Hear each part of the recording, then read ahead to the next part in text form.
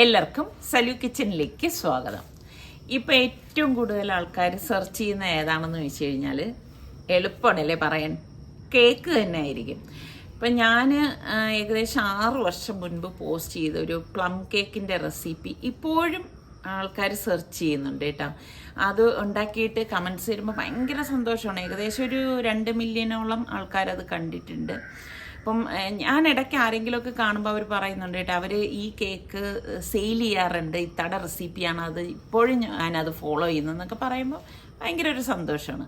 അപ്പം നമ്മൾ ആൽക്കഹോളിക്കൊന്നും ചേർക്കാതെയാണ് ഇപ്പം ആ കേക്ക് ഉണ്ടാക്കിയിരിക്കുന്നത്. അതുപോലെ ഈസി ആയിട്ടുള്ള ഒരു പ്ലം കേക്കാണ് ഇന്ന് ഞാൻ തയ്യാറാക്കാൻ പോകുന്നത്. അപ്പം നിങ്ങൾ ട്രൈ ചെയ്ത് നോക്കണം. ഇപ്പം നമ്മളുടെ കുട്ടികൾക്കൊക്കെ ന്യൂ ഇയറിനൊക്കെ കൊടുത്തു വിടാൻ പറ്റിയ, അല്ലെങ്കിൽ ഫ്രണ്ട്സിന് നമുക്ക് കൊടുക്കാൻ പറ്റിയ ഒരു കേക്ക് തന്നെ ആയിരിക്കും. അപ്പോൾ നമുക്ക് അതെങ്ങനെയാണ് തയ്യാറാക്കുന്നതെന്ന് നോക്കാം.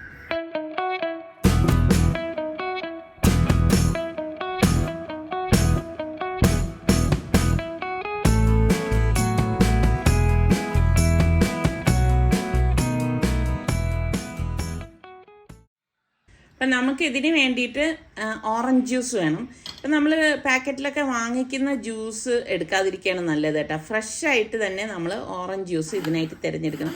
എല്ലാം നമ്മൾ ആ ഒരു രീതിക്ക് എടുത്താൽ മാത്രമേ കേക്ക് നല്ല ടേസ്റ്റൊക്കെ ഉണ്ടാവത്തുള്ളൂ. അപ്പോൾ പ്യുവറായിട്ടുള്ള ഓറഞ്ച് ജ്യൂസ് എടുക്കുകയാണ് വേണ്ടത്. അപ്പം ഞാനിപ്പോൾ നമ്മളുടെ അഗാറോയുടെ ജ്യൂസ് മേക്കറിലാണ് ഓറഞ്ച് ജ്യൂസ് എടുക്കുന്നത്. അപ്പം ജ്യൂസ് എടുക്കുമ്പോൾ പ്രത്യേകം ശ്രദ്ധിച്ചിരിക്കണം, അതിൻ്റെ ആ ഒരു ജ്യൂസ് മാത്രം മതി, അല്ലികൾ വേണ്ട കേട്ടോ. അപ്പോൾ ഈ ഒരു രീതിയിൽ വേണം നമ്മൾ ജ്യൂസ് എടുക്കാനുള്ളത്. അപ്പം മിക്സിയിലാണെങ്കിൽ നിങ്ങൾ അരിച്ചെടുത്താൽ മതി. പിന്നെ ഈ ജ്യൂസിലേക്കാണ് നമ്മൾ 1/4 കപ്പ് ചെറിയും 1/4 കപ്പ് ട്യൂട്ടി ഫ്രൂട്ടിയുടെ പല കളേഴ്സ് ഉണ്ടാവുമല്ലോ. ഇപ്പം ഞാനിവിടെ ഗ്രീന്, റെഡ്, യെല്ലോ, ആ 3 കളേഴ്സാണ് ഇട്ടിരിക്കുന്നത്. പിന്നെ റൈസിൻസ് 1/4 കപ്പ്, എല്ലാം 1/4 കപ്പ് മതി കേട്ടോ ഈ ഒരു അളവിനാണെങ്കിൽ. 1/2 കപ്പ് ഈത്തപ്പഴം, ഡേറ്റ്സ്, അപ്പോൾ കുരു ഇല്ലാതെ വേണം ഡേറ്റ്സ് എടുക്കാനുള്ളത്. എന്നിട്ട് നമുക്കിതെല്ലാം കൂടി ഇതിലേക്ക് ഇട്ടിട്ട് ഇതുപോലെ ഒന്ന് മിക്സ് ചെയ്ത് കൊടുക്കാം. ഒരു 1/2 മണിക്കൂർ സോക്ക് ചെയ്യാൻ വെച്ചാൽ മാത്രം മതി കേട്ടോ. പിന്നെ ഞാനിവിടെ 1/2 കപ്പ് പഞ്ചസാര എടുത്തിട്ടുണ്ട്. ഞാൻ പൊതുവേ പഞ്ചസാര കുറച്ച് ഉപയോഗിക്കുന്ന ആളാണ്. അപ്പം നിങ്ങൾക്ക് മധുരം വേണമെങ്കിൽ കൂട്ടിയെടുക്കണം. അപ്പോൾ ഒരു 3 ഗ്രാമ്പും കൂടി ഇട്ടിട്ട് നമുക്കിതൊന്ന് പൊടിച്ചെടുക്കാം. കാരണം നമ്മൾ ഈ എടുത്തിരിക്കുന്ന ട്യൂട്ടി ഫ്രൂട്ടിയിലും ചെറിയിലും ഒക്കെ മധുരമുണ്ട്. അപ്പോൾ ഒരുപാട് മധുരം ആയിക്കഴിഞ്ഞാൽ ഭയങ്കര ഒരു ബുദ്ധിമുട്ടായിരിക്കും. അപ്പോൾ ഇതുപോലെ പഞ്ചസാര പൊടിച്ചെടുക്കണം. അപ്പം മറ്റൊരു ഇരുമ്പച്ചട്ടി അടുപ്പത്തേക്ക് വെച്ച ശേഷം 1/2 കപ്പ്, ഇത് പൊടിക്കാത്ത പഞ്ചസാരയാണ് കേട്ടോ. നമ്മൾ പഞ്ചസാര 1/2 കപ്പ് ഇട്ടിട്ട് ഇത് തീ കുറച്ച് വെച്ചിട്ട് വേണം നമ്മളിത് ഉരുക്കിയെടുക്കാനുള്ളത്.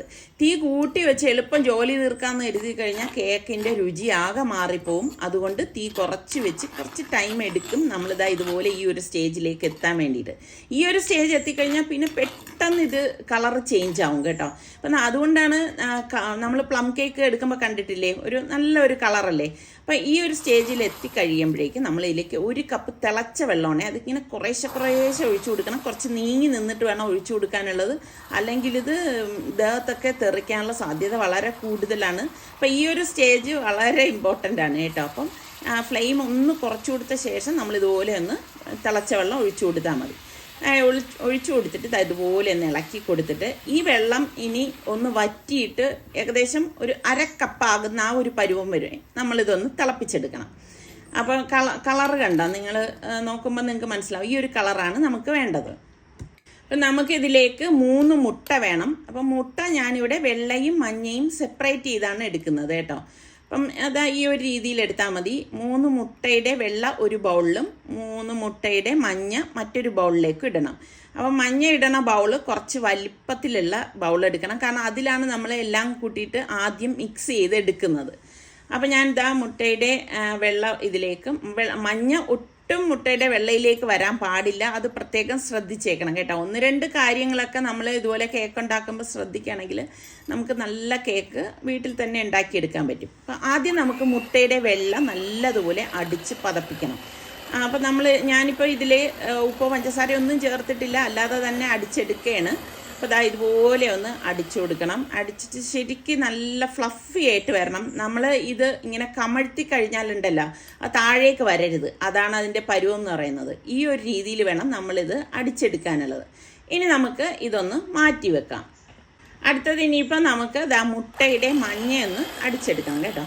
അപ്പം മുട്ടയുടെ മഞ്ഞ ഇതുപോലെ ഒന്ന് അടിച്ച് എല്ലാം കൂടെ ഒന്ന് മിക്സ് ആയതിന് ശേഷം നമുക്ക് പൊടിച്ചിരിക്കുന്ന പഞ്ചസാര ഉണ്ടല്ലോ അത് കുറേശ്ശെ ഇതിലേക്ക് തട്ടിയിട്ട് ഇതുപോലെ ഒന്ന് മിക്സ് ചെയ്ത് കൊടുക്കാം. ഇപ്പോൾ നിങ്ങളുടെ കയ്യിൽ ഇലക്ട്രിക് ബീറ്റർ ഇല്ലെങ്കിൽ ഹാൻഡ് മിക്സർ ഉണ്ടല്ലോ, അതുകൊണ്ട് സ്പീഡിൽ അടിച്ചെടുത്താലും മതിയാവും. അപ്പോൾ ആ പഞ്ചസാരയെല്ലാം ഞാൻ ഇതുപോലെ കുറേശ്ശെ ചേർത്ത് ഇതുപോലെ എല്ലാം ചേർത്തൊന്ന് മിക്സ് ചെയ്തെടുക്കുകയാണ്. അപ്പം ഈ ഒരു കളർ വരുമല്ലോ, നമുക്കത് കാണുമ്പോൾ തന്നെ മനസ്സിലാവും. അപ്പം ഈ സമയത്ത് നമുക്കിനി ഇതിലേക്ക് വേണ്ടത് ഓറഞ്ചിൻ്റെ സെസ്റ്റാണ്. ഓറഞ്ച് സെസ്റ്റ് എന്ന് പറഞ്ഞാൽ നമ്മുടെ ഈ ഓറഞ്ചിൻ്റെ തോലില്ലേ, അതിപ്പോഴൊക്കെ കടകളിൽ വാങ്ങിക്കാൻ കിട്ടും. അതിൻ്റെ ഒന്നും ആവശ്യമില്ല. നമ്മളിതുപോലെ എടുത്തിട്ട് ഒന്ന് ഗ്രേറ്റർ ഉപയോഗിച്ച് അതിൻ്റെ ആ വെള്ള ഭാഗം വരരുത് കേട്ടോ. വെള്ളം വന്നു കഴിഞ്ഞാൽ കയ്പുണ്ടാകും.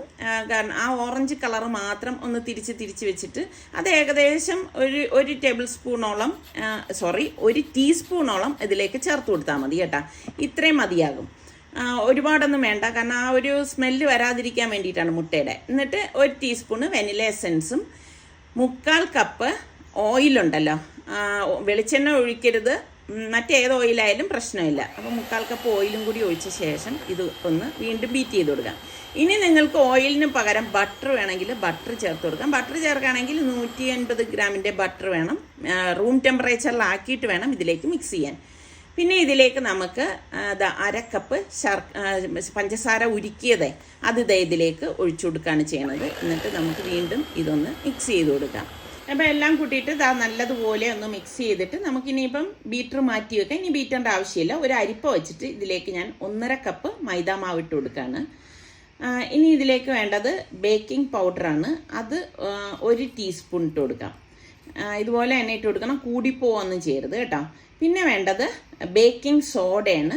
അതൊരു 1/4 ടീസ്പൂണാണ് നമ്മളിതിലേക്ക് ചേർത്ത് കൊടുക്കുന്നത്. ഇത്രയും മാത്രം മതിയാകും.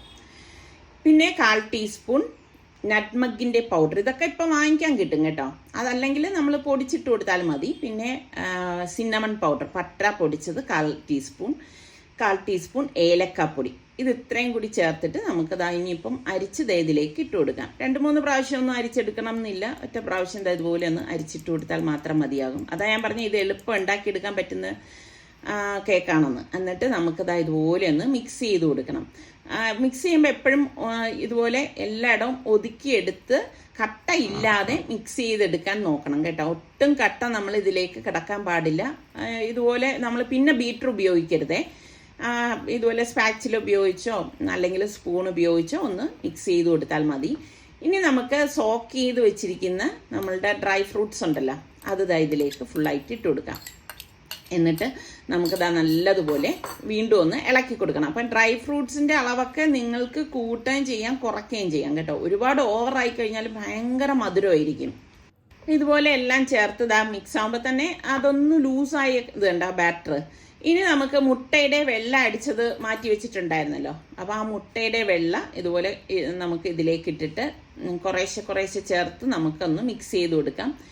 ഇപ്പം ഞാൻ ഇതൊരു സൈഡിലേക്ക് വെച്ച ശേഷമാണ് ഇത് ഒതുക്കി ഒന്ന് മിക്സ് ചെയ്തെടുക്കുന്നത്. അപ്പം നിങ്ങൾ എടുക്കുമ്പോൾ പതിയെ, അതായത് ആ മുട്ടയുടെ വെള്ള അതിൻ്റെ ആ ഒരു അടങ്ങാത്ത രീതിയിൽ വേണം നമ്മളിത് മിക്സ് ചെയ്തെടുക്കാനുള്ളത്. അപ്പോൾ അതും കൂടി നമ്മളിത് മിക്സാക്കി എടുത്തിട്ടുണ്ട്. ഇനി നമ്മളിതിലേക്ക് അണ്ടിപ്പരിപ്പ് ഉണ്ടെങ്കിൽ അണ്ടിപ്പരിപ്പ് ഇട്ട് കൊടുക്കാം. എൻ്റെ കയ്യിൽ ഇല്ലാത്തതുകൊണ്ട് ഞാനിപ്പം ബദാമാണ് ഇട്ട് കൊടുത്തിരിക്കുന്നത് കേട്ടോ. 1/4 കപ്പ് ബദാം ചെറുതായിട്ട് കട്ട് ചെയ്ത് ഇട്ട് കൊടുക്കാം. അതൊക്കെ നമ്മളുടെ ഇഷ്ടത്തിനനുസരിച്ചുള്ള നട്ട്സൊക്കെ നമുക്ക് ഇതിലേക്ക് ചേർത്ത് കൊടുക്കാം. അപ്പോൾ ഇത്രയും മാത്രം മതിയാവും. ഇപ്പം ഞാൻ പേപ്പറിൻ്റെ കേക്ക് ടിന്നാണ് എടുത്തിരിക്കുന്നത്. ഇത് വന്നിട്ട് 1 കിലോയുടെ കേക്ക് ടിന്നാണ് കേട്ടോ. അപ്പം നമുക്ക് എത്രയാണോ വേണ്ടത് അതിനനുസരിച്ച് നമ്മൾ മിക്സ് ചെയ്തെടുക്കണം. ഞാനിപ്പം 1 കിലോയുടെ അളവാണ് പറഞ്ഞത് കേട്ടോ. എന്നിട്ട് നമുക്ക് ഈ കേക്ക് ടിന്നിലേക്ക് ഈ ബാറ്റർ ഇതുപോലെ ഒന്ന് ഒഴിച്ചു കൊടുത്തിട്ട് നമ്മളിത് ടാപ്പ് ചെയ്ത് കൊടുക്കണം കേട്ടോ. എയർ ബബിൾസ് ഒക്കെ ഉണ്ടെങ്കിൽ പോകാനാണ് നമ്മളിത് ടാപ്പ് ചെയ്ത് എടുക്കുന്നത്. അതുപോലെ എപ്പോഴും കേക്ക് ഉണ്ടാക്കുമ്പോൾ ശ്രദ്ധിക്കേണ്ട കാര്യം, ഫുള്ളാക്കി വെച്ചിട്ട് നമ്മൾ കേക്ക് റെഡിയാക്കരുത്. അപ്പം നമ്മൾ ബേക്ക് ചെയ്യുമ്പോൾ ഇത് പൊങ്ങി വരുമ്പം പിന്നെ ഇത് ഓവർഫ്ലോ ചെയ്യാനുള്ള സാധ്യത കൂടുതലുള്ളതുകൊണ്ട് എപ്പോഴും ഈ ഒരു അളവിലേ നമ്മൾ കേക്കിൻ്റെ കൂട്ട് ടിന്നിലാണെങ്കിലും ഒഴിക്കാവൂ കേട്ടോ. പിന്നെ ഞാൻ മീതെ കുറച്ച് ഇതുപോലെ കാഷ്നട്ട് ഒന്ന് വെച്ചു കൊടുക്കുകയാണ്. അല്ലെങ്കിൽ നിങ്ങൾക്ക് ചെറി വെച്ചു കൊടുക്കാം. അതൊക്കെ നമ്മളുടെ കലാവിരുദ്ധനുസരിച്ച് ഓരോ കാര്യങ്ങളൊക്കെ ചെയ്യാവുന്നതാണ്. അപ്പം 150 ഡിഗ്രി സെൽഷ്യസിൽ 5 മിനിറ്റ് പ്രീ ഹീറ്റ് ചെയ്ത ഓവനായിരുന്നു. അപ്പോൾ അതിലേക്ക് ഞാൻ ചൂടുണ്ട് ഓവൻ, അപ്പം നമ്മൾ സൂക്ഷിച്ച് ഇത് സെൻറ്ററിലേക്ക് വെച്ച് കൊടുക്കണം. ഇനി ഇത് 180°C 45 മിനിറ്റാണ് ഞാനിത് ബേക്ക് ചെയ്യാനായിട്ട് പോകുന്നത്. അപ്പോൾ ഇതെനിക്ക് കറക്റ്റ് ബേക്കിംഗ് ടൈമാണ്. പിന്നെ ഓരോരുത്തരുടെ ഓവനെയൊക്കെ ഡിപ്പെൻഡ് ചെയ്തിരിക്കും ബേക്കിംഗ് ടൈം എന്ന് പറയുന്നത് കേട്ടോ. അത് നിങ്ങൾ പ്രത്യേകം ശ്രദ്ധിച്ചോണം. നിങ്ങളുടെ ഓവനുമായിട്ട് നിങ്ങൾക്കല്ലേ അറിയാൻ പറ്റും എത്ര ടൈം എടുക്കും എന്നുള്ളത്. അപ്പോൾ 45 മിനിറ്റ് കഴിഞ്ഞു, നല്ല മണം വരുന്നുണ്ട്. നമ്മളുടെ കേക്ക് റെഡി ആയിട്ടുണ്ട് കണ്ടോ.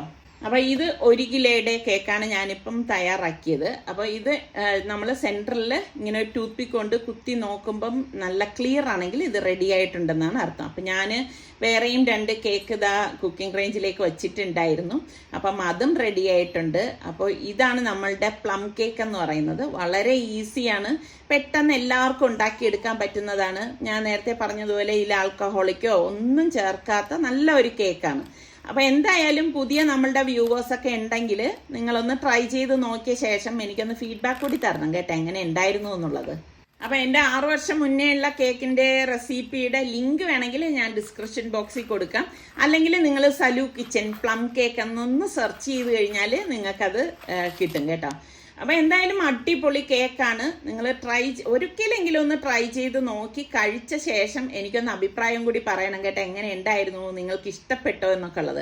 വളരെ ഈസിയാണ്, ശരിക്കും നമ്മൾ പുറത്തൊന്നും പോയി വാങ്ങിക്കേണ്ട കാര്യമില്ല. അപ്പോൾ ഈ കേക്കിന് ഓവൻ ഇല്ലെങ്കിലും നമുക്ക് അടുപ്പിൽ വെച്ച് ഉണ്ടാക്കുന്ന റെസിപ്പിയൊക്കെ ഞാൻ ഇതിനു മുൻപ് കാണിച്ചിട്ടുള്ളതാണ്. അപ്പം നിങ്ങൾ സലു കിച്ചൻ കേക്കെന്ന് സെർച്ച് ചെയ്ത് കഴിഞ്ഞാൽ അതിൻ്റെയൊക്കെ പല ടൈപ്പ് നിങ്ങൾക്ക് വരുന്നതാണ്. അപ്പം നിങ്ങൾ കണ്ടു നോക്കുക കേട്ടോ.